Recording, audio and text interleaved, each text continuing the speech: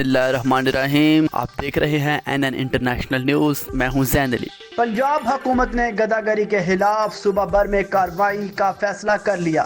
Child protection bureau کی سربراہ سارہ احمد کی ہدایت پر لاہور سمیت مختلف شہروں میں ٹیمیں تشکیل دے دی گئیں جو روزانہ صبح 10 سے رات 11 بجے تک متحرک رہیں گی۔ جولائی میں لاہور سے 250 بیکاری بچوں کو تحویل میں لیا گیا، جبکہ پنجاب بھر سے ایک ماہ میں 738 بچوں کو ریسکیو کیا گیا۔ راولپنڈی میں 182 پیشہ ور گداگر گرفتار کیے گئے، جن میں کئی جرائم میں ملوث پائے گئے۔ پنجاب اسمبلی نے گداگروں کے خلاف قرارداد منظور کی ہے اور منظم گروہوں کے خلاف ایک کریک ڈاؤن کا فیصلہ بھی کیا ہے۔